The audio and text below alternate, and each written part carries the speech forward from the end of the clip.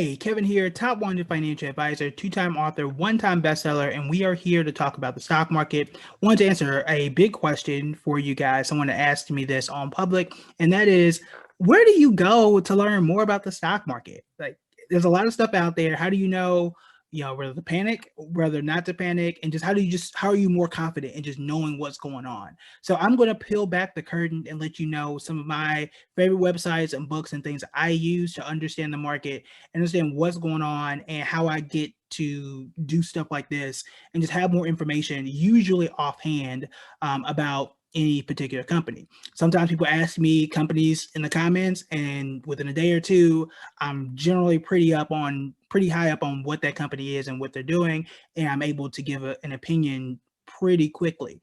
So how do I do that? So I'll give you like kind of 3 tiers or places that you can look to and show you what my process is. So number one, and you don't have to do this every day. I have to do it every day because I'm here every day. But for me, I use CNBC. That's my first place to understand on a high level what's going on today. Where is the market moving? What are the stories? What things need to be on my radar? So for example, and I'm going to pull this up now so you guys can see it and you can kind of see through my eyes what I'm looking for and what I look at. So the first thing is usually every morning, I would say three times a day is when I look. You don't have to be that hands-on because you're not teaching people, 5,000 people about the market every day. That's just me. But what I do, I like to get in the morning, see what's going on. Usually, I kind of have a routine. So baby girls has her bottle. My son has his oatmeal. I hop on here for maybe 10 or 15 minutes, see what's going on in the market, then go change diapers. Then I come back on at sometime around lunch, kind of, a little bored, but also did anything change? Is there anything developing that I need to know of? And then usually at the end of the day, around somewhere between 4 and 5:30, I hop back on, see what's here, see what I need to talk about, see again, has anything changed throughout the day? So what I'm looking for here is just overarching things. What's going on today? So I'll scroll down. Morgan Stanley dumps $5 billion of Archegos, whatever company it is. I don't know. Maybe that would be something I would look into. This is interesting right here. Coinbase estimates Q1 revenue for up 9-fold. Interesting, to 1.8 billion ahead of company's direct listing. Coinbase is expected to go public apparently here pretty soon. It is something I have my eye on. I have become a bigger believer. I think that's the word I want to use for Bitcoin and other cryptocurrencies, except for Dogecoin. Still not high on that one. But it's something I have my eye on. I think most of us should. I've been talking about it for a while, but when I'm ready to do a video on it, I'm gonna click this and read it, as well as a few others. So scrolling down, other things, Kramer likes Chipotle and Walmart, maybe, China stuff. You can scroll down and read a whole bunch of other stuff. Now, I really don't scroll down far. To be honest with you, I'm more so what are the big overarching stories. If I really want to dig, I can. I did hear about the Google thing, as you can see here. Dow falls 100 points from record high. S&P 500 breaks 3-day winning streak. So apparently the market was down today. So this is, again, high level stuff that I just need to know. What's the broad strokes? What's going on in the market? What do I need to talk about today? What do I need to be aware of? So this is my first place that I'm going to. Now, my second place is, now that I know what the overarching goal is, I know what's going on in the market today. Well, first, before I do that, so I use CNBC because it is it's usually written in a way that's very understandable. I don't see a lot of jargon. Very rarely do I run into words that are overcomplicated, like, oh my God, what is that? Let me go get a dictionary. So that's one reason why I like CNBC. Another reason, super accessible, everybody can get to it, and it's free. Most of the stuff is 100% free. Yes, I use Yahoo Finance from time to time. But that's more for decision making and analysis. So I go to CNBC. What's out there? If I need questions to say which stock is better than another, that's where I'm going to go to Yahoo Finance. So CNBC information. More analysis, that's Yahoo Finance, but that's a separate video. Now, next question you may be asking, or next step of my information process is, well, what about specific companies? Now I know what's going on in the economy. Now I know what's kind of going on the day. what happens when I want to know about something specific. So that's where you want to go for the public app. And there's a very specific reason why I'm doing public, other than the fact that it's my favorite. So number one, like Robinhood and others, you get a few stories about that company, but there's something very, very cool that public does that you're probably not going to find in other places. So first, I'll show you that. Again, you want the public app to get all the functionality. The app is free. You click my link, you get a free stock as well. All right, so y'all know I own Adobe. You know that because you're on the public app, or at least you should be. So here's a chart. Yeah, whatever. Like you can get the charts. You can get charts anywhere. So I'm scrolling down. Number one, it usually tells me in something I can actually understand. Here's what the company does. So if you're looking at a company, you understand what they do, you can find it here. I can scroll down some more. It tells you people who own the stock. You may not care about that. That's totally fine. But there's a news section. This news section tells me important information about this specific company. This is just 3 stories, but when you go through the app, you can go for days for more and more and more stories about that specific company. This helps me to understand where I am as an investor in terms of, did I pick the right stock? Are there other people looking at this? Is there something I need to be aware of that may not be good for my company? But usually as you're looking to invest in something, you want to know about the company. You want to know, is it good? Is it bad? Is it indifferent? What should I expect? And I don't mean that every article you're going to read is going to be credible. That's anywhere, right? And it doesn't mean that every writer is, the most perfect person or has the best track record. I'm not perfect, right? So you always want to use your best judgment for that.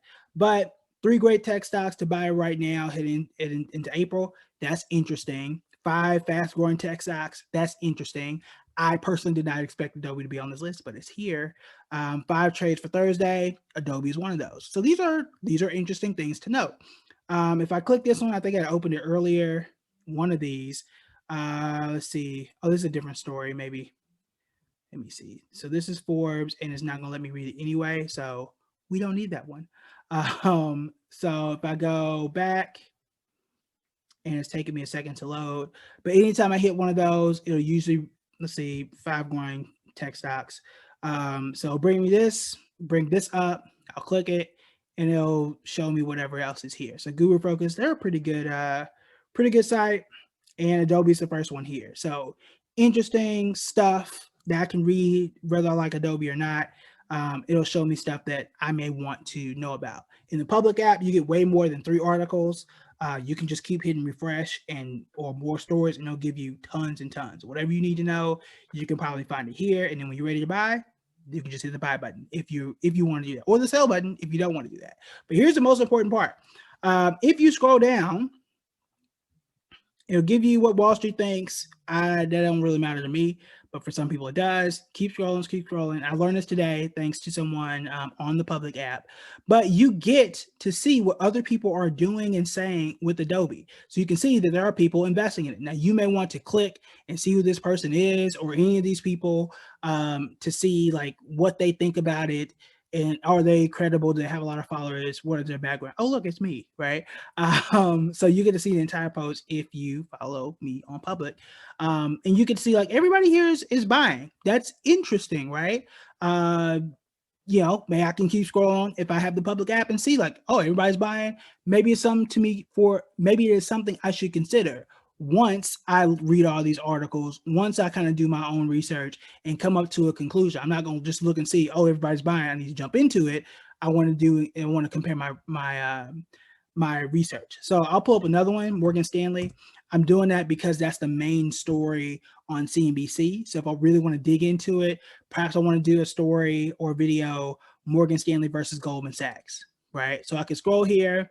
Again, description of what they do. Look at that. This has clearly been a big story about them selling Archegos. I hope that's how you say it. Again, I don't know what it is. I personally don't care. That's just not a story or a company I'm following that heavily. But if I want to, I can read all this stuff and decide whether or not Morgan Stanley is a good thing for me. I can scroll all the way down and see, are people really buying this or no? Let's go down here. And this is a little more mixed. Again, it's not the biggest sample size. It's 4 or 5 people. I don't know who these people are. You would need to go through and vet them. But I got somebody's buying, somebody's selling. This person invested for 32 days. So I can say at least for the past 32 days, from the time that they bought it 32 days ago to now, it might not be the best stock. But also, they say that they needed the cash. So maybe that's good, maybe that's bad. I can see here, don't trust big banks, not shot the bed again. Don't know what that means, but they only invested in it for 2 days. And now I've got some other people buying. So again, you can weigh that, but the fact that people are putting money and taking money out of it, maybe I should consider that. Maybe I should download the app and see how many more people are doing that or not. Just something to consider. Because if I know people are buying it, it's probably going to go up. If I know people are selling, it's probably going to go down. And these are smaller investors. You don't see $5 billion going in that direction. But it is something to consider. Lastly, I always say this, other than being here, the best place that you can learn more is by investing in yourself and experts. So coming to stuff like this, sharing videos like this, making comments where I can answer you and I go back and forth on things, or I can take your question, make a video to help you understand more. That's another great place for you to be. But I'll also say that you do want to sign up for things like summits. I'm a part of the Millennials Next Door 2021 Summit. It's the third summit that they've done. You wants to be there. I say that because a lot of the experts there are people that I trust. I will also be doing one from confused to confidence, how to invest like a champion. So I'm going to show you some really, really good tips that you have not seen here, and you're going to see it in a format where we get into it. So you want to make sure that you sign up. Early bird tickets are already gone. Tickets now are $75. I think it's the least expensive they're going to be, and the summit starts next week. So I'll put that link above. I'll also show you this before I head out because my computer battery is low and it's about to die here in a second. But this is, again, one of the best places that you can learn because you're learning from people up close and personal. You can ask questions. Please ask as many questions as possible.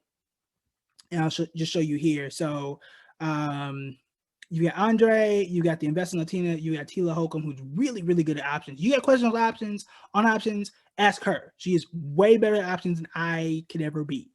So definitely ask her about options. And you can see all the topics. So stocks 101, I know that's going to resonate. There you go, option trading. There you go. Chelsea is very good. She's one of my friends. Again, y'all know what it is. Y'all know I'll come with it because I'm competitive. It's not a competition, but I'm really competitive. So I'm trying to have the best presentation of everybody. So I'm just throwing it out there. But all these different things, if you're looking for REIT income, that's real estate, you want to make sure you check out Andre's. He's very, very good in that space as well. If you're looking for dividend income, you're looking for dividend stocks, you got an expert here. Even closing the wealth gap panel. This is a really good panel. I actually didn't see this earlier, but this is interesting. So Calvin Williams is very, very good. He owns Freeman Capital. Somebody else should really check out. Andre created this. He's a Millennials Next Door. He put up a good list. This is the first time I am looking at this bottom part. I had not scrolled down before, but that's really impressive. So aside from all of that, you want to make sure that you sign up for the panel.